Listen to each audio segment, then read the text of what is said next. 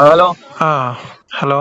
ആ പിന്നെ പറയുന്നത് നിങ്ങൾ മാര്യത്തിൽ ഉദുസീന്റെ ഒരു സംഭവം പറഞ്ഞിട്ടില്ലേ? മാര്യത്തിൽ കുതിസൽ കിബത്തി. മാര്യത്തിൽ കിബിസി. ഉം. അത് ഞാൻ മറ്റേ അദീസ് നോക്കി. അദീസ് എന്റെ കസിൻ ഉണ്ട്, അവന് ആപ്പിളേനു. ആ അപ്പൊ അവനോട് ഞാൻ ചോദിച്ചപ്പോ അവനക്ക് ക്ലിയർ ആക്കിയിട്ട് അദീസ് അടക്കം കാണിച്ചു തന്നെ. ഇങ്ങനെ എന്താ അത് പറഞ്ഞു? തേനുമായി ബന്ധപ്പെട്ടതാന്ന് പറഞ്ഞവൻ. ഹദീസിൽ അങ്ങനെ കാണിച്ചെന്നല്ലോ അവന്. ഹദീസിൽ എന്തൊക്കെ കാണിക്കാം? ഏഹ് ഹദീസിൽ വേറെ ഉണ്ടല്ലോ, ഇതേ സാധനം തന്നെ വേറെ ഹദീസിൽ വേറെ വിശദീകരിച്ചിട്ടുണ്ട്. അതെന്താ പിന്നെ അങ്ങനെ ഇങ്ങനെ മാറി മാറുന്ന ഓരോ ഹദീസിൽ ഓരോന്ന് വരുന്നത്? അതല്ല ഇപ്പൊ നമ്മളീ പറയണത്. അപ്പൊ ഇതിൽ ഏതാ സഹീ ഏതാ ഇത് നമ്മളിങ്ങനെ വിശ്വസിക്കാം?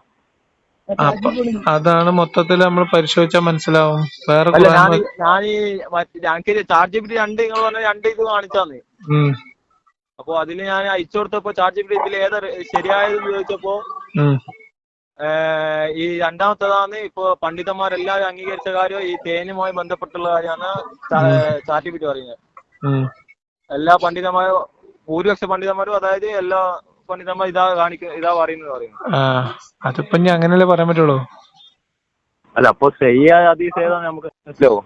ഇപ്പൊ രണ്ടിലാവുമ്പോ അപ്പൊ നമ്മള് മൊത്തം സാഹചര്യങ്ങളൊക്കെ പരിശോധിക്കുമ്പോഴല്ലേ മനസ്സിലാവാ. ഈ മാര്യത്തിൽ കിബിത്തി ആരാന്ന് ആലോചിച്ചാ പോരെ? ആ മാര്യത്തിൽ കിബിത്ത് നിങ്ങൾ പറയും, നിങ്ങൾ ഇവിടെ എല്ലാം കാണുന്നേ. ആ ബാക്കിയൊക്കെ ശരിയല്ലേ? സമ്മാനം കിട്ടിയതാണ്. ഹഫ്സ വാപ്പാന്റെ വീട്ടിൽ പോയതായിരുന്നു. അന്ന് ആ വീട്ടിൽ അവിടെ ഉണ്ടായിരുന്നു. അതൊക്കെ ഓക്കെ അല്ലേ? പിന്നെ അവിടെ എന്ത് തേനോടി? പിന്നെ കുടിക്കുന്ന തേൻ ഇപ്പൊ നമ്മൾ ഈ ഫത്തുൽ മൊയിനിലൊക്കെ തേൻ നുകരുക എന്ന് പറയുന്ന ഒരു പ്രയോഗം തന്നെ ഉണ്ട്. അല്ല, ഞാൻ അത് തേൻ നുകരുക എന്ന് പറയുന്നത് എന്താന്ന് വെച്ചാല് ഈ പിന്നെ ഭാര്യ ഭർത്തൃ ബന്ധത്തിൽ ഏർപ്പെടുന്നതിനാണ്. എനിക്ക് തോന്നുന്നത് ഈ കന്യകയായിട്ടുള്ള ഭാര്യയായിട്ടുള്ള ആദ്യ ബന്ധപ്പെടലിനും തേൻ നുകരുക എന്ന് പ്രത്യേകം പറയേണ്ടതുണ്ട്. മാര്യത്തിൽ കിബിത്തിയ കന്യകയായിരുന്നു എന്നാണ് പറയപ്പെടുന്നത്. അല്ല, അതപ്പോ നിങ്ങളെ ഞാൻ ഇത് പറയുന്നല്ലോ. അപ്പൊ ചാർജ് ഈന്തപ്പഴത്തിന്റെ തേനെങ്കിലും കുടിച്ചതിന്റെ പേരില് എന്നിട്ട് അതാണോ നബി? അതിനെന്തിനാ ഹഫ്സ കച്ചറുണ്ടാക്കണേ?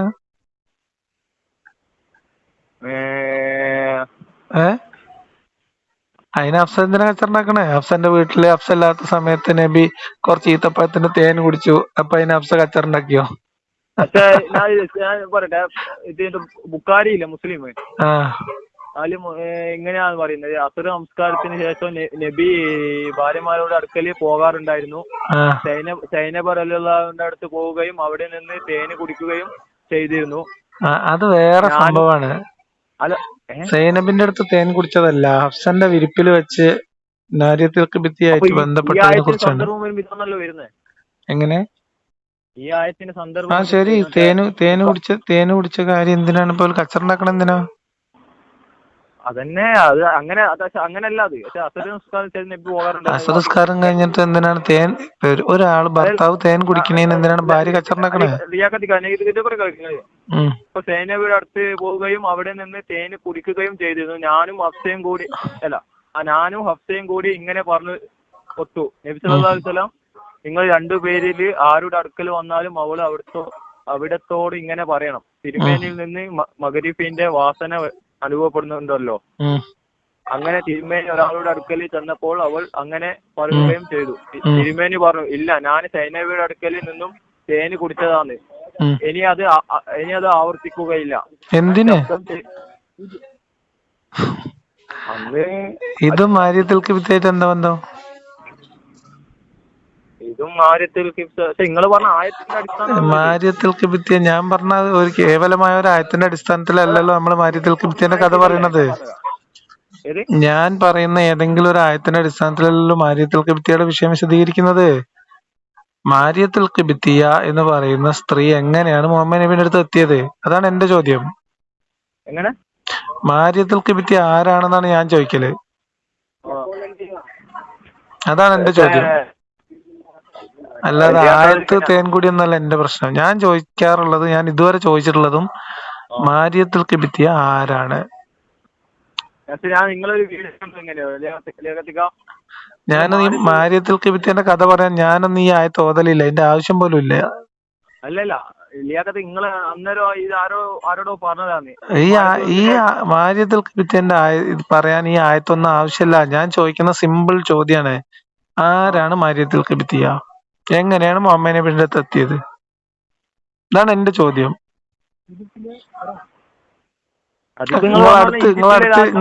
നിങ്ങളടുത്തുള്ള ആൾക്ക് കൊടുക്കിയോ? പുള്ളിക്കാണ് കുറച്ചുകൂടി അറിയാം. കൂടെ ഉള്ള ആൾക്ക് കൊടുക്കി.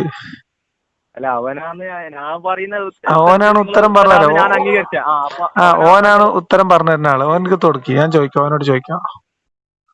അതല്ലേ ഇതും 66:1 മാര്യത്തിൽ കിബിത്തിന്റെ ഈ സംഭവവുമായി ബന്ധപ്പെട്ട് നിങ്ങൾ പറഞ്ഞ ആയത്തെ ഞാൻ ചാർജ് ജിബിയിൽ എടുത്തത് 66:1.5. മാര്യത്തിൽ കിബിത്തിന്റെ പറയാൻ ഞാൻ ആയത്ത് ഓതേണ്ട കാര്യമില്ലേ? ആയത്തിനൊക്കെ അപ്പുറത്താണ് മാര്യത്തിൽ കിബിത്തി. നിങ്ങൾ ഒരാളോട് ചോദിച്ചു ഇപ്പൊ മാര്യത്ത് നിങ്ങൾ ഈ നബീന്റെ സുഹൃത്തെ, ഈ ആയത്തിന് ഈ ഹദീസിന് ഈ സന്ദർഭത്തിന് ഇതിന് 2 കഥ പറയാറുണ്ടെന്നും അതിലൊരു കഥ ഇതാണെന്ന് ഞാൻ തന്നെ പറയാറുണ്ട്. അതിൽ എന്താ പ്രശ്നം? ഇനി ഒരു കഥ എന്താന്ന് കേട്ടോട്ടോ. ഇനി ഒരു കഥ കേട്ടോ. ഹഫ്സയുടെ വിരിപ്പിൽ വെച്ച് ഈ മാര്യത്തിൽ കിബിത്തിനെ നബിക്ക് കിട്ടിയ ദിവസം ഹഫ്സ അവിടെ ഉണ്ടായിരുന്നില്ല. ഹഫ്സന്റെ വിരിപ്പിൽ വെച്ച് മാര്യത്തുമായിട്ട് ബന്ധപ്പെട്ട് ശാരീരിക ബന്ധത്തിൽ ഏർപ്പെടുന്നത് കണ്ടുകൊണ്ട് ഹഫ്സ തിരിച്ചു വന്നു. അതിന്റെ ഭാഗമായിട്ട് ഹഫ്സ മുഹമ്മദ് നബിനോട് പ്രശ്നം ഉണ്ടാക്കി പിണങ്ങി. അതിന്റെ ഭാഗമായിട്ട് മുഹമ്മദ് നബി പറഞ്ഞു, അത് എനിക്ക് ഇനി ഹറാമാണ് എന്ന് പറഞ്ഞു. അങ്ങനെ പറഞ്ഞപ്പോഴാണ് അള്ളാഹ് ആയത്തിറക്കിയത് എന്നാണ് ഒരുപാട് തഫ്സീർ ഗ്രന്ഥങ്ങളുള്ളത്. അല്ലാതെ ഇപ്പൊ ഒരാള് തേൻ കുടിക്കണേന് എന്തിനപ്പം ഭാര്യമാര് കളിയാക്കണേന് ഞാൻ ഇനി തേൻ കുടിക്കൂല, അല്ലെങ്കിൽ പിന്നെ ആളുടെ വീട്ടിൽ വെച്ച് ഞാൻ തേൻ കുടിക്കൂല എന്ന് പറഞ്ഞ എന്തിനാ? തേൻ എന്താ ഹറാമൊന്നല്ലല്ലോ. അല്ല, ഞാൻ പറയുന്നത് ഇനി ഈ സംഭവം, ഈ ഹദീസും തേൻ നുകരുക എന്ന പിന്നെ ഒരു കന്യകയായ പെണ്ണിനോടുള്ള ശാരീരിക ബന്ധം പുലർത്തുന്നതിന് ഫിഖ്ഹി ഗ്രന്ഥങ്ങളിൽ പലയിടത്തായിട്ട് ഉപയോഗിച്ച വാക്കുകളും അതൊരു സാന്ദർഭിക പ്രയോഗമാണ്. മീൻസ് സാന്ദർഭികല്ല, ഒരു ആലങ്കാരിക പ്രയോഗമായിട്ട് പറയുന്നതും കൂട്ടി വെച്ച് നോക്കി. പിന്നെ അങ്ങനെയും പറഞ്ഞ ഞാൻ പറഞ്ഞത് എനിക്കിതൊന്നും കൂട്ടിച്ചേർക്കേണ്ട കാര്യമില്ല. എന്റെ ലോജിക്ക് പിന്നെ അല്ലെങ്കിൽ ഞാൻ ആകെ ഈ മാര്യത്തിന്റെ കേസിൽ ചോദിക്കുന്ന ചോദ്യം, ആരാണ് മാര്യത്തിൽ കിബിത്തിയ? മാര്യത്തിൽ കിബിത്തി എങ്ങനെ മുഹമ്മദിന്റെ അടുത്ത് എത്തി? ഇത്ര ചോദ്യമുള്ളൂ എന്റെ. മറ്റേ തേൻ നുകരലും ശാരീരിക ബന്ധത്തിൽ ഏർപ്പെടലും ഹഫ്സന്റെ വിരിപ്പ് കിടക്കലും എന്റെ വിഷയമല്ല. ഇത് നിങ്ങൾ തന്നെ പറഞ്ഞ ഒരാളോട് പറഞ്ഞോണ്ടാണ്. അല്ല, എന്റെ വിഷയം അല്ലല്ല. ആരാണ് മാര്യത്തിൽ? പറയുന്നത് ഞാൻ കേട്ടു. അതൊക്കെ ഏതായത്ത് ഏതാളോട് പറഞ്ഞു? ഒന്നാമത് ഞാൻ ഇങ്ങനത്തെ വിഷയം പറയാൻ ഇങ്ങനെ സുഹൃത്തോളം ആയത്തൊന്നും ഉദ്ധരിക്കലില്ല. അതിന്റെ ആവശ്യമില്ല. ഞാൻ പറഞ്ഞത് കേൾപ്പിച്ചോളി. അതിന്റെ ആവശ്യമില്ലാന്നേ. എന്റെ പോയിന്റ് ഇതിനേക്കാളൊക്കെ എത്രയോ ക്ലിയർ ആണ്. ഞാൻ ചോദിക്കുന്നതിന് നിങ്ങൾ മറുപടി അറിയും. എങ്ങനെയാണ് ആരാണ് മാര്യത്തിൽ കിബിത്തിയ? എങ്ങനെയാണ് മുഹമ്മദ് നബിക്ക് കിട്ടിയത്? അതന്നെ ഈജിപ്തിലെ മുഹമ്മദ് നബി ഇസ്ലാമിലേക്ക് വരാൻ വേണ്ടി ഈജിപ്ത് രാജാവിന് കത്തയച്ചപ്പോ അംഗീകരിക്കാണ്ട് ആ ഈജിപ്ത് രാജാവ് അയച്ചിട്ടല്ലേ മാര്യത്തിൽ കിബിത്തിയ സഹോദരനോ? ശരി, നിങ്ങളെ ഞാൻ വിളിക്കാണ്. നിങ്ങള് പിന്നെ യുക്തിവാദി ആകണം, അല്ലെങ്കിൽ നിങ്ങൾ നിരീശ്വരവാദി ആവണം, അല്ലെങ്കിൽ നിങ്ങൾ എക്സ് മുസ്ലിം ആവണം. അതാണ് ശരി ആയിട്ടുള്ള കാര്യം എന്ന് പറഞ്ഞാൽ നിങ്ങൾക്ക് കത്തയക്കുമ്പോ നിങ്ങൾ എനിക്ക് 2 പെൺകുട്ടികളെയാണോ പൊതിഞ്ഞു കൊടുത്തേക്ക? അല്ല, അതിപ്പോ ഞാൻ പറഞ്ഞു അടിമേനെ ഇങ്ങോട്ട് വാങ്ങിക്കലേ ചെയ്ത്. അതായത് 2 അടിമയെ മോചിപ്പിച്ചത് അത്ര ലാഭല്ലേ? ആര് മോചിപ്പിച്ചു? ആര് വാങ്ങി? അവിടെ പോസിറ്റീവ് ഉണ്ടല്ലോ. എന്ത് പോസിറ്റീവ്? ഞാൻ ചോദിക്കുന്നത് ഒരു ആശയത്തിലേക്ക് ക്ഷണിച്ചിട്ടുള്ള കത്തിന് പകരം ഒരു പെണ്ണ്, ഒരു സ്ത്രീയുടെ ശരീരം സമ്മാനമായിട്ട് സ്വീകരിക്കും ഒരു മനുഷ്യൻ? ഇപ്പൊ നമ്മളെ നാട്ടിലെ ഒരു കോൺഗ്രസ് നേതാവിനെ BJPയിലേക്ക് ക്ഷണിച്ചുകൊണ്ട് ഒരാളൊരു കത്ത് എഴുതാണ്. അപ്പൊ അതിന് പകരം എനിക്ക് തൽക്കാലം അതിന് തയ്യാറല്ല എന്ന് പറഞ്ഞിട്ട് 2 പെൺകുട്ടികളെ, കന്യകയായിട്ടുള്ള 2 സ്ത്രീകളെ അതിന് പകരം നിങ്ങൾക്ക് ഞാൻ സമ്മാനം തരുന്നു എന്ന് പറഞ്ഞിട്ട് ഈ രാഷ്ട്രീയ നേതാവ് പെൺകുട്ടികളായിട്ട് ശാരീരിക ബന്ധത്തിൽ ഏർപ്പെട്ട എന്താ നിങ്ങളെ അഭിപ്രായം? പിന്നീട് വിവാഹം കഴിച്ചില്ലേ? ഇല്ലല്ലോ. ആരെ വിവാഹം കഴിച്ച? വിവാഹം കഴിച്ചില്ല. ഇല്ല. ആര് വിവാഹം കഴിച്ച? മാര്യത്തിൽ കിബിത്തിനും അതിന് മക്കളുണ്ടാവണേ കല്യാണം കഴിക്കണം എന്ന് നിങ്ങളോട് ആരാ പറഞ്ഞു ഇസ്ലാമില്? അല്ല, ഇസ്ലാമില് പുറത്തത്തെ കാര്യം ബയോളജി അല്ല ഞാൻ ചോദിച്ചത്. ഇസ്ലാമില് ഇപ്പൊ ഒരു സ്ത്രീയില് ഒരാൾക്ക് ഒരു കുട്ടി ജനിക്കണമെങ്കിൽ അവർ തമ്മിൽ കല്യാണത്തിലൂടെ മാത്രമേ പറ്റുള്ളൂ എന്ന് ഇസ്ലാമിൽ നിയമമുണ്ടോ? വ്യഭിചാരം വേണ്ടല്ലോ, അടിമ സ്ത്രീകളുടെ കുട്ടികൾ ഉണ്ടാവുമല്ലോ, അതല്ല അത് ഹലാലല്ലേ? അതല്ല അടിമ സ്ത്രീകളുടെ കുട്ടികൾ ഉണ്ടാക്കാൻ എന്തിനാ കല്യാണം കഴിക്കണേ? ഇത്രേ ഉള്ളൂ. തൗഹീദിലേക്ക്, അള്ളാന്റെ ദീനിലേക്ക് ക്ഷണിച്ചുകൊണ്ട് കത്തെഴുതുക. അതിന് പകരമായിട്ട് കുറെ സമ്മാനം കൊടുത്തേക്കണ കൂടുതൽ 2 സ്ത്രീകൾ ഉണ്ടാവുക, ആ സ്ത്രീകളെ ശാരീരികമായിട്ട് ഉപയോഗിക്കുക. ഇതൊരു നേതാവ് ചെയ്യുവോ? ഇതാണ് എന്റെ ചോദ്യം. അതിന് നിങ്ങൾ വെറുതെ തേൻകുടീന്റെ ഹദീസും പിന്നെ മറ്റേ സൂറത്തും ആയത്തൊന്നും എടുക്കണ്ട. ഇത് സിമ്പിൾ ലോജിക്കാണ്. അപ്പൊ ഇത് ഞാൻ ഇവരോട് പറയുമ്പോ തേന് ഇത് പറയുമ്പോ ഞാനെന്താ അവരോട് പറയണ്ടേ? എന്ത് തേന്? ഇതാണ് എന്റെ ചോദ്യം. മറ്റേത് തേനും കൂടിയും അതൊക്കെ വേറെ ഹദീസും വിശദീകരണമാണ്. അതും ഇതുമായിട്ടൊന്നും കൂട്ടിക്കുഴക്കണ്ട. ഇതിനെ കുറിച്ച് നിങ്ങളെ അഭിപ്രായം എന്താ?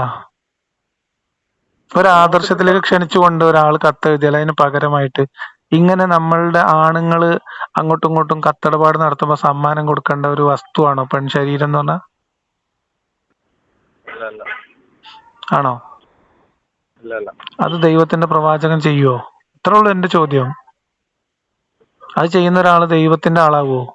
അത് അത് ദൈവത്തിന്റെ മതാവോ? ഇതാണ് എന്റെ ചോദ്യം. ഇത് മതി. ഇതിനപ്പുറത്തേക്ക് ഇനി തേൻ കുടിച്ചോ. പിന്നെ ഇത് വെച്ചിട്ട് കണക്ട് ചെയ്താൽ മതി ഈ തേൻ കുടി എന്താണ്, ഈ ആയത്തിന്റെ വിശദീകരണം എന്താണ്, പണ്ഡിതന്മാർക്ക് എന്തിനാ അഭിപ്രായ വ്യത്യാസം എന്നുള്ളത്. ഇതെങ്ങനെ ചോദിച്ചിട്ട് നിങ്ങൾ പറയും. കിട്ടുന്ന ഉത്തരം എനിക്കൊന്ന് പറഞ്ഞുതരും. ഉറപ്പായില്ല. പിന്നെ വെച്ചാല് നിങ്ങൾ ഈ അടിമത്തത്തെ കുറിച്ചിട്ട് അടിമത്തോ, അതായത് അടിമത്തോ നിരോധിച്ചിട്ടില്ല എന്ന് പറഞ്ഞിട്ടുള്ള ഇതായിക്കില്ലേനാ? നിരോധിച്ചിട്ടില്ലല്ലോ. അടിമസ്ത്രീകളെ മോചിപ്പിക്കുന്ന പ്രത്യേകം ഖുർആൻ എടുത്തു വെച്ചിട്ടുണ്ട്. ഇസ്ലാമില് മാത്രമൊന്നല്ല, അത് അതിന്റെ മുമ്പത്തെ മനുഷ്യന്മാർക്കും ആ പുണ്യം കിട്ടാൻ വേണ്ടി പോലെ അടിമകളെ മോചിപ്പിച്ചിരുന്നു. അതിന് മുന്നത്തെ, അതായത് നബി അത് ആ കാലത്ത് ആ നാട്ടിലുണ്ടായിരുന്ന ഒരു ഇതാണ്. അവർക്ക് സന്തോഷം ഉണ്ടാവുമ്പോ അവർക്ക് പിന്നെ പുണ്യം കിട്ടാനും ഒക്കെ അവർ മോചിപ്പിച്ചിരുന്നു. മോചിപ്പിക്കലും ബലിയർക്കലും ഒക്കെ ഉണ്ടായിരുന്നു. അത് പുതിയ കാര്യമല്ല. ഇത് ഞാൻ ചോദിച്ചപ്പോ എന്താ പറഞ്ഞു തരുവാ, അടിമത്ത് അംഗീകരിച്ചു എന്ന് തെറ്റായി കരുതുന്നു എന്ന് പറയുന്നത്. പക്ഷെ യാഥാർത്ഥ്യത്തിൽ കുറെ അടിച്ചിട്ട് നിരോധിച്ചിട്ടില്ലെങ്കിലും അതിനെ നീക്കം ചെയ്യാനുള്ള സാമൂഹിക മാനസിക അത് തെറ്റാണ്. അല്ല, സ്റ്റെപ്പ് 7-ാം നൂറ്റാണ്ടിൽ അറേബ്യയിൽ അടിമത്വം പൊതുവായ സാമൂഹിക സംവിധാനമായിരുന്നു.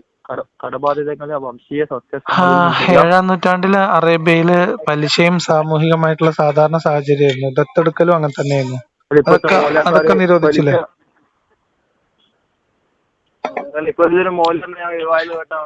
അല്ല, ഞാൻ ചോദിക്കട്ടെ, ഇപ്പൊ ഒരു നാട്ടിൽ ആ കാലഘട്ടത്തില് മക്കയിൽ ഉണ്ടായിരുന്നതാണ് അത് എന്ന് പറഞ്ഞിട്ട് അതിനെ അംഗീകരിക്കാൻ പറ്റുമോ? അത് തെറ്റാണോ ശരിയാണോ? അത് പഠിപ്പിക്കാനല്ലേ ഇത് വന്നത്? തെറ്റാന്ന് വെച്ചാൽ ഞാൻ പറയട്ടെ, 7-ാം നൂറ്റാണ്ടില് അന്നത്തെ കടബാധ്യത, വംശവ്യത്യാസങ്ങൾ അതെല്ലാം ഉണ്ടായവരാണ് അടിമവരെന്ന് പറഞ്ഞില്ലേ? എന്തിനാ നിങ്ങൾ ഈ നബീനെ കുറ്റം പറയണേ? മുഹമ്മദ് നബീനെ ആരെ കുറ്റം പറഞ്ഞ? അടിമത്തത്തിന്റെ കേസില് ഞാൻ അടിമത്തത്തിന്റെ കേസിൽ മുഹമ്മദ് നബീനെ അല്ല കുറ്റം പറയാം. നബീനെ കുറിച്ച് അള്ള എവിടെയായിരുന്നു? അള്ള 6-ാം നൂറ്റാണ്ടിലല്ലോ. ഞാൻ പറഞ്ഞത് എന്റെ ലോജിക്ക് ഇത്രേ ഉള്ളൂ. ഓക്കെ, പക്ഷേ നമ്മളിപ്പോ സംസാരിക്കുന്ന ഈ ഇസ്ലാം ഖുർആനുമായി ബന്ധപ്പെട്ടല്ലേ? അതെ. ഇതിനെ കുറിച്ച് ഞാൻ നിങ്ങളോട് പറയുന്നത്. അപ്പൊ പിന്നെ ഖുർആൻ പൂർണ്ണമാണ്, എല്ലാ കാലത്തേക്കും ഏറ്റവും ഉത്തമമാണെന്ന് പറയാൻ പറ്റില്ലല്ലോ. കുറച്ചുകൂടി ആ നൂറ്റാണ്ടിലെ കുറെ പരിമിതികൾ അടിമത്തത്തിന്റെ വിഷയത്തിലുണ്ട്. ഖുർആന്റെ നിയമത്തിൽ കുറച്ച് പ്രശ്നങ്ങളുണ്ട്, അത് നമുക്ക് പരിഷ്കരിക്കാം, അങ്ങനെയല്ലേ പറയണ്ടേ? ഇത് ഒറ്റ വാക്ക് നിരോധിച്ചില്ല. കാരണം സമൂഹം അതിനെ ഉടനെ സ്വീകരിക്കില്ലായിരുന്നു. പക്ഷെ അത് അടിമമാരെ മോചിപ്പിക്കുക, ബഹുമാനിക്കുക. ഒരു കാര്യം തെറ്റോ ശരിയോ എന്ന് തീരുമാനിക്കുന്നത്, ദൈവം നന്മയും തിന്മയും തീരുമാനിക്കുന്നത് ആളുകൾ അംഗീകരിക്കോ ഇല്ലേ എന്ന് വിചാരിച്ചിട്ടാണോ? അല്ല, ഞാൻ പറയട്ടെ, ഈ മോചിപ്പിക്കുക അതിലേക്കൊന്നും പോണ്ട. അതായത് ഒരു ജനത നൂറ്റാണ്ടുകളായിട്ട് ആരാധിച്ചു വരുന്ന ദൈവങ്ങളെയും ദൈവസങ്കല്പങ്ങളെയും ഒക്കെ തെറ്റാണ് എന്ന് ഞാൻ ചോദിക്കട്ടെ, നൂറ്റാണ്ടുകളായി പതിറ്റാണ്ടുകളായി വിശ്വസിക്കുകയും ആരാധിക്കുകയും വരുന്ന വിശ്വാസ സങ്കല്പങ്ങള്, ദൈവം, ആരാധന, ഇതൊക്കെ തെറ്റാണെന്നും ഇനി മുതൽ ചെയ്യാൻ പാടില്ല എന്നും പറഞ്ഞാല് അത് സമൂഹം ഒറ്റയടിക്ക് അംഗീകരിക്കുവോ? അതായത് പെട്ടെന്ന് നിരോധിക്കപ്പെട്ട അവസ്ഥ അടിമത്തായിക്കൂടെ? അതായത് ഞാൻ മെല്ലെ മെല്ലെ ചോദിക്കണ നിങ്ങള് അതുകൊണ്ടല്ല മെല്ലെ മെല്ലെ അതിനേക്കാളും വലിയ സാധനമാണ് ഇപ്പൊ ഷിർക്ക്. ഷിർക്ക് ആളുകൾ അംഗീകരിക്കുവോ പെട്ടെന്ന്? എന്നിട്ടും അത് തെറ്റാണെന്ന് പറഞ്ഞൂടെ? അത് ആൾക്കാർ ചെയ്യുന്നുണ്ടോ ഇല്ലേ അത് വേറെ കാര്യം. അടിമത്തം തെറ്റാണെന്ന് പറയണ്ടേ? അതിന് പകരം അടിമ സ്ത്രീകള് നിങ്ങളുടെ കൂട്ടത്തിൽ അടിമകളാക്കി പിടിച്ചവർക്ക് ഭർത്താക്കന്മാരുണ്ടായാലും കുഴപ്പമില്ല, അങ്ങനെ ശാരീരികമായിട്ട് ഉപയോഗിച്ചോളി എന്ന് ആയത്തിറക്കി കൊടുത്തതോ? ഖുറാനിലെ 4:24 എടുത്ത് വായിച്ചു നോക്കിയേ. 24 എടുത്ത് വായിച്ചു നോക്കിയേ. ഒന്നെടുത്ത് വായിച്ചേ, ഇപ്പൊ തന്നെ ഒന്ന് കേൾക്കാം നമുക്ക്. 4:24 ഉം ഒരു മിനിറ്റ്.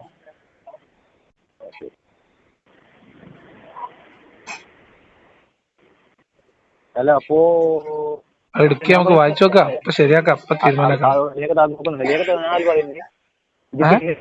ഒറ്റയടിക്ക് നിർത്തിയപ്പോ അതിനെ സൂചിപ്പിക്കുന്നില്ല അടിമത്തത്തിൽ നിന്ന് മോചിപ്പിക്കുക. അതായത്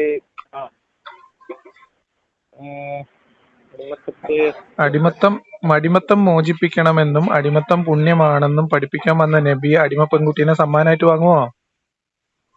അടിമമാരെ മോചിപ്പിക്കലും പുണ്യപ്രവൃത്തിയായി അടിമമാരുള്ള മനുഷ്യാവകാശം ഉറപ്പാക്കി. ഈ അടിമകളെ പുരുഷന്റെ അല്ലെങ്കിൽ രാജാവിന്റെ ഇഷ്ടാനിഷ്ടങ്ങൾക്ക് അങ്ങോട്ടും ഇങ്ങോട്ടും സമ്മാനം കൊടുക്കും വാങ്ങും ചെയ്യാൻ പറ്റുന്ന ഒരു ഒബ്ജക്റ്റ് ആയിട്ട് നബി കാണുമോന്ന്? ഇത് തെറ്റാണെന്ന് പഠിപ്പിക്കാൻ വന്ന നബി അടിമ പെൺകുട്ടീനെ സ്വീകരിക്കുവോ?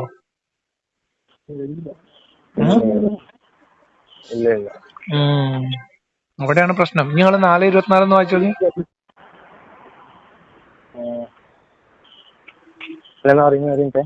നിങ്ങൾക്ക് നിരോധിക്കപ്പെട്ടവരാണ് വിവാഹിതരായ സ്ത്രീകളാണ്, ഇതെനിക്കറിയാം. മറ്റുള്ളവരുടെ അധികാരത്തിലിരിക്കുന്ന സ്ത്രീകൾ നട്ടോ വിവാഹത്തിൽ എന്നൊക്കെ പറഞ്ഞ വെറുതെ നിങ്ങളുടെ അടിമ സ്ത്രീകൾ ഒഴികെ. അപ്പൊ എന്ന് പറഞ്ഞാൽ അവർക്ക് ഭർത്താക്കന്മാരുണ്ടായാലും കുഴപ്പമില്ലാന്നല്ലേ?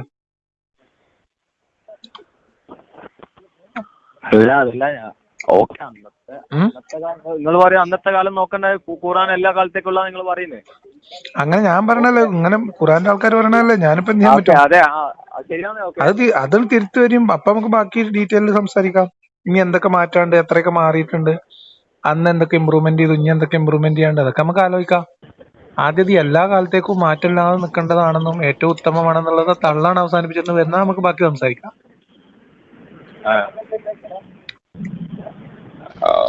അതാണ് എന്റെ പോയിന്റ്. കുറച്ചും കൂടി ഇതിനെ നിരീക്ഷകാണ്ട്. ഞാൻ ഇപ്പൊ ഒരു പേടി ഘട്ടത്തിലാണോ അറിയില്ല, അല്ലെ തുടങ്ങിയിട്ടുള്ളൂന്ന് എനിക്കറിയില്ല. പക്ഷെ ഞാൻ ഇത് ഒന്നും കൂടി ചൊറിഞ്ഞോണ്ടിരിക്കുന്നില്ല, നോക്കിക്കൊണ്ടിരിക്കുന്ന. 4 ഉസ്താദിനോട് ഒന്നും കൂടി ചോദിച്ചു, 4 ഉസ്താദ് എങ്ങനെ ഇപ്പൊ ഇങ്ങനെയൊക്കെ ആയത്തിറക്കും ചോദിച്ചു. എന്നിട്ട് നമുക്ക് അടുത്ത ഘട്ടത്തിൽ സംസാരിക്കാം. ഓക്കെ. അല്ല പക്ഷെ ഞാൻ ഇത് പറഞ്ഞപ്പോ അവൻ എന്നോട് പറഞ്ഞു വെച്ചാല് അടിമകളെ പൈസ കൊടുത്ത് വാങ്ങുന്നത് ഹലാൽ ഇപ്പൊ പ്രശ്നമില്ലെന്ന് അവൻ പറയുന്നു. വിൽക്കുന്നതോ? അന്നേരം പറയാ അടിമകൾ എന്ന് പറഞ്ഞാൽ പെണ്ണുങ്ങൾ മാത്രമല്ല ആണുങ്ങളും ഉണ്ടെന്ന് പറഞ്ഞു. ആയിക്കോട്ടെ, അതിന് അടിമകൾ എന്ന് പറഞ്ഞാൽ സ്ത്രീകൾ മാത്രമല്ല പുരുഷന്മാരുണ്ടെന്ന് പറയുന്നത്. അടിമത്തം തെറ്റാണെന്ന് പറയണത് അടിമ സ്ത്രീകളുമായിട്ട് ലൈംഗിക ബന്ധം ഉണ്ടോ അല്ലേ എന്നുള്ള അടിസ്ഥാനത്തിലല്ല. അടിമത്തം എന്ന് പറഞ്ഞ ഒരു മനുഷ്യൻ, ഇപ്പൊ നിങ്ങളെ അയലോക്കത്തെ മൂസക്കുട്ടി ആജിന്റെ തൊഴുത്തില് താമസിക്കാണ്. നിങ്ങളെ മൂസക്കുട്ടിയാജിക്ക് തോന്നാണ് ഇനി ഇവനെ വേണ്ട, ഓനെ നമുക്ക് അയമുട്ടിയാജിക്ക് വിൽക്കാൻ തോന്നുമ്പോ ഒരു 50,000 റുപ്യക്ക് വില പറഞ്ഞ് വിൽക്കുക.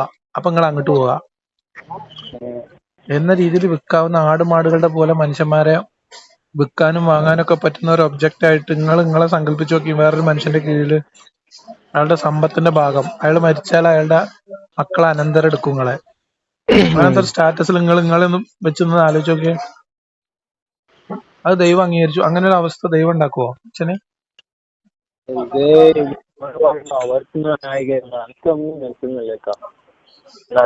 ഞാനിത് ന്യായീകരിക്കുന്നവരോട് ചോദിക്കും, ഇതൊക്കെ ന്യായീകരിക്കുന്ന ആൾക്കാരോട് ചോദിക്കും ഇങ്ങനെയൊക്കെയാ.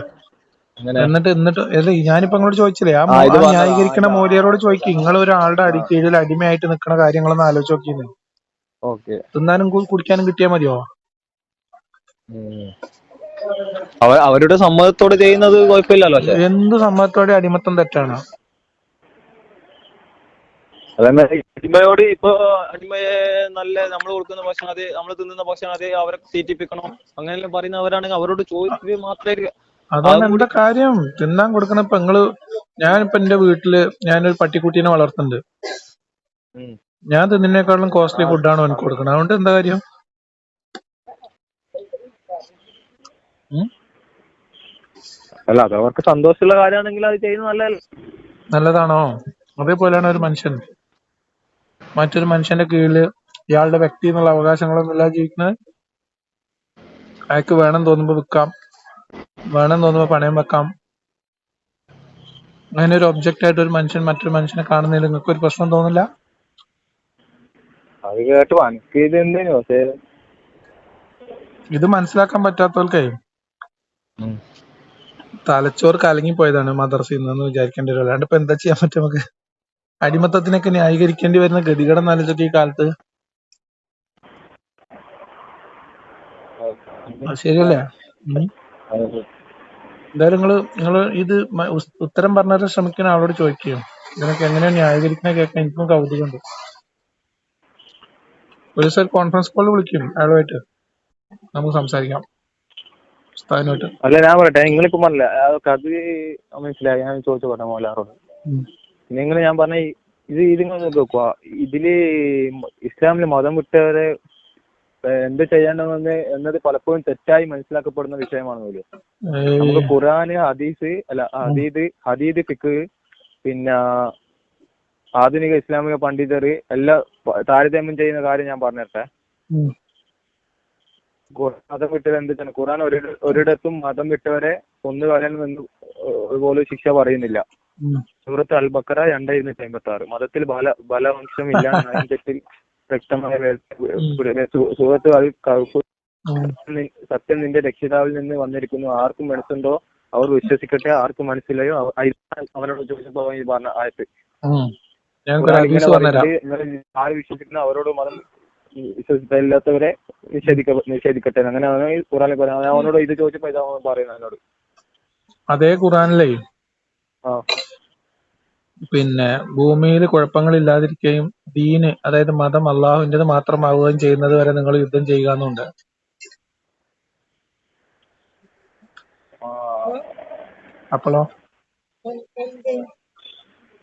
അപ്പൊ സുയിപ്പായില്ലേ? അപ്പൊ നമ്മളെന്താ നോക്കുക, ഇതിൽ ഏതൊക്കെ ആയത്ത് എപ്പൊക്കെ ഇറങ്ങിയതാന്ന് നോക്കണം. ഇനി വേറെ ഫിഖ് ഞാൻ പറഞ്ഞുതരാം. ഇനി ഒരു ഹദീസ് പറഞ്ഞുതരാം. മൻ ബദ്ദല ദീനുഹു ഫഖ്തുലൂഹ് ഒരു ഹദീസ് ഉണ്ട്. അത് ഒരു 15 പിന്നെ നരേഷൻ എങ്കിലും ഉണ്ട്. മൻ ബദ്ദല ദീനഹു ഹദീസാ. നമ്പറൊക്കെ നോക്കണം, കാരണം ഓർമ്മയില്ല. നിങ്ങൾ വെറുതെ sunna.com കേറിയിട്ടേ പിന്നെ എന്താണ് അപ്പോസ്റ്റേറ്റ് കില്ലിംഗ് അപ്പോസ്റ്റേറ്റ് എന്ന് മാത്രം ഒന്ന് സെർച്ച് ചെയ്താൽ മതി. Killing apostate. അല്ലെങ്കിൽ നിങ്ങൾ കീവേഡ് സെർച്ച് ചെയ്യുകയാണെങ്കിൽ religion kill, change religion kill, അങ്ങനെ 3 കീവേഡ് സെർച്ച് ചെയ്ത് നിങ്ങൾക്ക് ആ മൊത്തം ഹദീസുകൾ കിട്ടും. ഈ ആശയം പിന്നെ എല്ലാ ഹദീസും വരും. ചേഞ്ച് sunna.com ആ കീവേഡാണ് സെർച്ച് ചെയ്യണേ. അപ്പൊ കോമ ഇട്ടുള്ള സ്പേസ് ഇട്ടിട്ട് ചേഞ്ച് നയിക്കുക, സ്പേസ് ഇടുക, റിലീജിയൻ ഇടുക, സ്പേസ് ഇടുക, കിൽ എന്ന് കൊടുക്കുക. എന്നിട്ട് സെർച്ച് ചെയ്താല് ഈ 3 വാക്കുള്ള മൊത്തം ഹദീസുകൾ വരും. ഇഷ്ടം പോലെ ഹദീസ് ഉണ്ട്. നമ്മളെ നാട്ടിലെ മദ്രസയിൽ 12ാം ക്ലാസ്സിൽ കുട്ടികളെ പഠിപ്പിക്കുന്നുണ്ട്. മതം വിട്ടവനെ കൊല്ലണം എന്നാണ് ഇസ്ലാമിലെ നിയമം. പിന്നെ ഈ മൗലവി ഇങ്ങനെ എഴുതിയിട്ട് കാര്യമുണ്ടോ? പിന്നെ ഞാനൊരു ചർച്ച പോലെ ഇതെനിക്ക് എന്താ പറഞ്ഞോ? അല്ല ഞാൻ ഇങ്ങനെ ഹദീസൊക്കെ മറ്റേ ഇതിലുള്ള ഹദീസാണേ, ബൈറ്റ് യുവർ ഫാദർസ് പെന്നീസ് എന്നുള്ള ഇത് വന്നിട്ടില്ല. അതൊക്കെ ഉണ്ട്, അതിലുള്ളത് തന്നെയാ. അതൊക്കെ ഉള്ളതാ. ലാത്തയുടെ മറ്റേ എന്താണ് ക്രിസരി ആ ആ അതുകൊണ്ട് അങ്ങനെ അത് അബൂബക്കർ പറഞ്ഞതാ. അത് പറയുമ്പം നബി കേട്ടോണ്ടിരിക്കുന്നുണ്ട്. അതെങ്ങനെയാ ഇതിൽ വരുന്നത്? അതായത് ഇത്ര അതൊക്കെ അന്നത്തെ ഉസ്താദ്മാര് വീര അതൊക്കെ വലിയ വലിയ പണ്ഡിതന്മാര് അതാ പണ്ടേ പുട്ടിയടിച്ച് വരുന്നായിരിക്കൂലേ? അതായത് അത് പുട്ടി അടിക്കണൊക്കെ ഉണ്ട്. പക്ഷെ എന്താ സംഭവം എന്ന് വെച്ചാല് അത് ആ അന്നത്തെ കാലത്ത് എഴുതുമ്പോ അതൊക്കെ വലിയ വീരകൃത്യമാണ്. എങ്ങനെ? നമ്മളിപ്പോ നമ്മളെ ആ ശത്രുവിനോട് ഞാൻ ഓനോ ഇങ്ങനെ പറഞ്ഞു എന്ന് പറയുമ്പോ ഒരു വീരസ്യം പറയലാണല്ലോ അത്. ആ ആ രീതിയിൽ എഴുതി വെച്ചതാണ്. ഇതിപ്പോ ഇങ്ങനെ മൊത്തത്തില് ആഗോള മാനവിക സങ്കല്പത്തിന്റെ അടിസ്ഥാനത്തിലൊക്കെ വായിക്കുന്ന ആരും വിചാരിച്ചോ? ഉം. ഉം. അല്ല ഞാൻ പറയാം അതിനെ ഞാനിങ്ങനെ ചിന്തിക്കാം. ഉം. ഇത്ര ഇത് വാക്യാണ് ആരെങ്കിലും ഒരു ഇസ്ലാമിനെ ചോദിച്ച ആളോ ഇസ്ലാമിനെ വിമർശിക്കുന്ന ആളോ ആയിരിക്കില്ല ഇങ്ങനെയല്ല ഒരു അതിശയം എഴുതുക. നിർബന്ധമല്ലാന്ന് അന്നൊരു വീരപുരുഷൻ എന്നുള്ള രീതിയിൽ എഴുതി വെച്ചതായിരിക്കും. വീരസ്യം എഴുതിയതാണ് അന്നേ. അത് അവർക്ക് അങ്ങനെ ചിന്തിക്കാം. ഹീറോയിസം. അതന്നെ അല്ല അന്നിപ്പോ ഒരാളെ തല്ലണതും കൊല്ലണതും മൊത്തത്തിലേ തെറ്റല്ല വെട്ടണതും ഒക്കെ എന്നാല്. ഭയങ്കര സംഭവമായിട്ട് എഴുതി വെച്ചാണ്. എന്നാ ഇത് മൊത്തത്തിലെ തെറ്റ്. ഇപ്പോഴല്ലേ നമുക്കിതൊക്കെ പ്രശ്നം.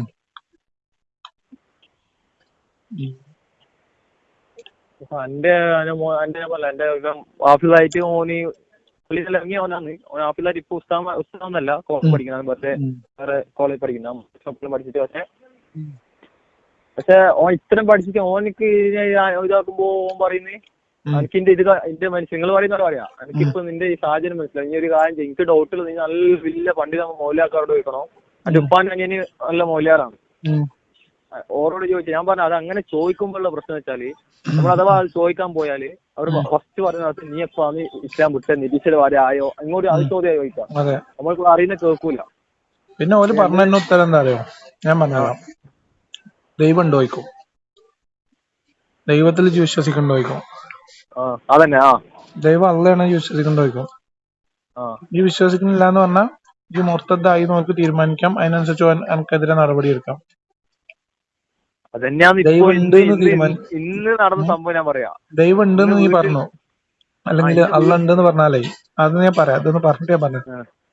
എന്നിട്ട് ഉണ്ട് എന്ന് പറഞ്ഞാൽ പറയും അങ്ങനെ ഈ വിശ്വസിക്കണ്ടെങ്കിൽ പിന്നെ ആ ദൈവത്തിൽ നിന്നുള്ള ഗ്രന്ഥത്തിൽ പറയണത് അങ്ങനെ വിശ്വസിക്കലാണ് നമ്മളെ ഉത്തരവാദിത്തം. അനാവശ്യമായിട്ടുള്ള ചോദ്യം സംശയം ഒന്നായിട്ട് നടക്കരുത് അറിയാം. അങ്ങനെ പറഞ്ഞ പിന്നെ നമുക്ക് അർത്ഥം ഒന്നും പറയാം. പിന്നെ ഏത് മൂലാരോട് എന്ത് ചോദിക്കാനാ? അതാണ് ഇതിന്റെ പ്രശ്നം. ഇതിപ്പോ നമ്മൾ സ്വന്തമായിട്ട് ഇത് അർത്ഥമോ പറയാ. ഇത് നീ മനസ്സിലാക്കി ഇങ്ങനെ വേണ്ട. ഇപ്പൊ ഇത് വേറെ കോമ്പിനേഷൻ ഞാൻ പറഞ്ഞു ഇങ്ങനെ ഒരാൾ ഇന്നിപ്പോ എന്താ സംഭവിച്ചെന്ന് പറയാൻ പറ്റുമോ? പറ. ഇന്ന് സംഭവിച്ചാന്ന് വെച്ചാൽ ഞാനിങ്ങനെ വീട്ടില് ഞാനും എന്റെ ഏട്ടനെല്ലാം ഇങ്ങനെ വന്നിരിക്കുമ്പോ ഉമ്മ പറഞ്ഞു ഇവനിപ്പോ നിസ്കരിക്കലൊന്നും ഇല്ല, ഇവനെന്താ നിസ്കരിക്കലില്ല. ഇപ്പൊ ആണ്ടിനെല്ലാം വിളിക്കുമ്പോൾ പോകുന്നില്ല. എങ്ങനെ മുജാഹിദിന്റെ ഒരു ഇതായി തോന്നി. മുജാഹിദ് കഴിഞ്ഞാൽ പിന്നെ അവൻ കഴിഞ്ഞുമ്പോ ഇങ്ങനെ പറഞ്ഞേ എന്ത് ഇപ്പൊ യൂട്യൂബിൽ കാണുന്ന പോലെ ഒരു ആരിഫിന്റെ ഇവരെ പോലെ നിരീശ്വരവാദി അങ്ങനെ എന്തോ വായിക്കേണ്ടത്. ഞാൻ പറഞ്ഞു അതിപ്പോ അതിനെന്താ പ്രശ്നം ചോദിച്ചു. അന്നേരം ഉമ്മക്ക് എന്തോ പ്രഷർ നൽകി. നീ എന്താ ഇങ്ങനെ പറയുന്നേ, നീ ഇപ്പൊ ഇങ്ങനെ ആയേ, നീ ഇങ്ങനെ ആയാലും അനക്കല്ലേ കുറ്റം കിട്ടാ, അങ്ങനെയാണ് ഇങ്ങനെയാണല്ലോ പറയേണ്ട വാക്കാണ്. മക്കൾ ഇങ്ങനെ ആയി പോയ അമ്മമാര് നരകത്തിൽ പോകുന്ന പറഞ്ഞാൽ ആ പാവങ്ങളെ പേടിപ്പിച്ചു വെച്ചിരിക്കുകയാണ്. കാരണോ അത് ഇതിപ്പോ ഞാനിപ്പോ എല്ലാരും ഇങ്ങനെ പേടിപ്പിച്ച് നിർത്തിയിരിക്കുകയാണ്. എല്ലാരും ഇങ്ങനെ പേടിപ്പിച്ച് നിർത്തിയിരിക്കണം. അത് മാത്രം പഠിച്ചേ നല്ല കാര്യങ്ങളല്ല, നല്ല കാര്യങ്ങൾ അത് മാത്രം എടുത്താൽ മതി, ബാക്കിയുള്ള ഇപ്പൊ നമുക്ക് ആലോചിക്കണ്ട, അതൊന്നിപ്പോ മനസ്സിലാവാനായിട്ടില്ല അങ്ങനെയൊക്കെ പറയും. ഞാനിട്ടുള്ള വീഡിയോ ഇപ്പൊ എത്ര 2 മാസം എത്ര 1 മണിക്കൂർ 3 മണിക്കൂറുള്ള വീഡിയോയിൽ ഇരുന്ന് കേൾക്കൂ. എന്നിട്ടല്ല എനിക്ക് ഇങ്ങനെ വരുമ്പോ ഇവരെ ചോദിക്കുമ്പോ ഇവർക്ക് ഒരു ഇങ്ങനെ ന്യായം പറയുന്ന ഉസ്താദ്മാരാരെങ്കിലും ഉണ്ടെങ്കിൽ ഓലെ കോൺഫറൻസ് കോളിൽ എടുക്കുക. നമുക്ക് സംസാരിച്ചു നോക്കാലോ, സംശയം തീർട്ടെ. അതവര് തയ്യാറാവും. അപ്പൊ ഞാൻ കാരണം ശ്രമിച്ചോ. അഥവാ എനിക്കെന്തായാലും വേണ്ടപ്പെട്ട ആളേക്ക് ഞാൻ വിളിക്കാം. ആയിക്കോട്ടെ. അപ്പൊ അങ്ങനെ വിളിക്കുമ്പോ ഞാൻ കാരണം അവരോടുള്ള ഈമാൻ നിങ്ങളെ വർത്താനം കേട്ട് അവരെ ഈമാനും പോയി അങ്ങനെ വിചാരിക്കൂല അവര്. എന്തായാലും നിങ്ങളെ വർത്താനം കേട്ടവർ എന്തായാലും ഇസ്ലാം വീഴില്ല. ഇപ്പൊ ഞാൻ കാരണം നിങ്ങൾ വെച്ചിട്ട് നിങ്ങൾ അങ്ങ് പോകും. ബാക്കിയെല്ലാം ഇങ്ങനെ പേടിക്കല്ലേടാന്ന് പറഞ്ഞ സിനിമ ഒരു മൂവി സീൻ ഉണ്ട്. അതാ എനിക്ക് ഓർമ്മയില്ല. വലിയമാരോട് പറ ഇങ്ങനെ പേടിക്കല്ലേ, അള്ള വിചാരിക്കാത്ത ഒരാളുടെ ഈമാൻ പോകൂലെന്ന് വിശ്വാസം ഉണ്ടെങ്കിൽ അവർക്ക് എന്നോട് സംസാരിച്ചാ ഇപ്പൊ പറയുന്ന കാര്യങ്ങൾ അവരെ ചെവി കേൾക്കുമ്പോ അവർക്കെന്തോ ഹറാമും കുറ്റത്തിലേക്ക് പോകാൻ നമ്മൾ ഇവൻ പറയുന്നത് കേൾക്കുന്ന തന്നെ ഓർക്ക് കുറ്റം കിട്ടുന്ന പോലെയാന്ന് അവർ വിചാരിക്കാം. അപ്പൊ ആ ചിന്ത വരുമ്പോ അപ്പൊ നമ്മളോട് മേൽക്ക് കയറിയിട്ട് വീട്ടുകാരോട് പറയുക. വീട്ടുകാരെയാണ് മെയിൻ സീനുള്ളത്. നീ ഇതാക്കി വരാൻ തോന്നുന്നു. അതുകൊണ്ട് ഞാൻ ചിന്തിക്കുന്ന വെച്ചാല് ഇപ്പൊ ഉള്ള അങ്ങനെ അതേപോലെ പോയിട്ട് കൊറേയൊക്കെ എന്റെ സ്വന്തം കാലം നിന്നാല് നിങ്ങൾ അന്ന് പറഞ്ഞ പോലെ ഒന്ന് നോക്കാം. സ്വന്തം കാലം നിന്നാല് അതാണ് ഒന്നാമത് ചെയ്യേണ്ടത്. അതില് മാത്രം ഫോക്കസ് ചെയ്യാ. ബാക്കി പഠനവും ചിന്തയൊക്കെ നടക്കട്ടെ. എല്ലാരോടും ഇങ്ങനെ തർക്കിക്കാനൊന്നും പോണ്ട. തർക്കിക്കാൻ ഞാൻ ഇപ്പൊ നേരത്തെ ചങ്ങായി കേട്ടില്ല. ഓനോട് ഓനോട് ഞാൻ പറഞ്ഞിട്ടുള്ളൂ, ഇതായിട്ടില്ല. അപ്പൊ ഞാൻ ഇത് ഞാൻ അയച്ചു കാണിച്ചോട്ടെ. ഞാൻ 2 വർഷമൊന്നുമല്ല ചാറ്റ് നബീന്റെ മാരത്തുകൃത്തിന്റെ ഞാൻ ഈ 2ാം തീയതി ഇതാ ഞാൻ കാണിച്ചോട്ടെ. ഞാൻ ഇത് തെളിവ് ഞാൻ പറഞ്ഞ ഇതാന്ന് ഇങ്ങനെയാണ് സംഭവം. നിങ്ങൾ അന്ന് അന്ന് നോക്കുക ഞാൻ കാണിച്ചിട്ടില്ല. ഞാൻ ഇത് ഇങ്ങനെയാണ് സംഭവം. മാരത്തുകൃത്തിന് ഇങ്ങനെ കിട്ടിയിട്ട് നബി ഇങ്ങനെ ചെയ്യുന്ന ഓനൊന്നും മുഴുകിയില്ല. ഓനെന്താ പറയാ, കൺവിൻസിങ് ആയ പോലെ ഈ ആഴ്ച ഞാൻ ഒന്നുകൂടി സെർച്ച് ചെയ്തിട്ട് ഓൻ വേറെ സെർച്ച് ചെയ്ത് തേനി ഓൻ വെച്ചാന്ന് വേറെ എന്റെ കസിന് മോയിലാർ വെച്ചാണ്. ഇതെടുക്കുമ്പോ തേനി വരുന്നു, മറ്റേ എടുക്കുമ്പോ പാല് വരും. അവിടെ ഓരോരോ കാര്യങ്ങൾ വരുന്നല്ലേ. അതെ അതെ. അപ്പൊ എന്തായാലും നടക്കട്ടെ. ഈ പിന്നെ ആലോചനകളും ചിന്തകളൊക്കെ നടക്കട്ടെ. നിങ്ങളെ വീഡിയോ ഇപ്പം കാണുന്നത് കേട്ടോ, സബ്സ്ക്രൈബർ ആണ്. എല്ലാം വളരെ സന്തോഷം. എല്ലാം നവംബർ 2 ജബ്ബാർ മാസിലെ സംഭവം ഉണ്ടായിട്ട് ആരും കണ്ടില്ല വീഡിയോ. അത് KFTF എന്നൊരു ചാനലിൽ വന്നു, കേരള ഫ്രീ തിങ്കേഴ്സ് ഫോറം. അതില്ല, ഞാൻ നിങ്ങളെ ചാനലും കണ്ടില്ല, ജബ്ബാർ മാസിലെ ചാനലും കണ്ടില്ല. ഞാൻ ഇട്ടിട്ടില്ല. അത് അവര് നടത്തിയൊരു പ്രോഗ്രാം അല്ലേ, നമ്മളവിടെ പങ്കെടുത്തതല്ലോ. കുറച്ചു ദിവസം കഴിഞ്ഞിട്ട് നമുക്ക് നമ്മുടെ ചാനലിലിടാം. KFTF. ഓക്കെ.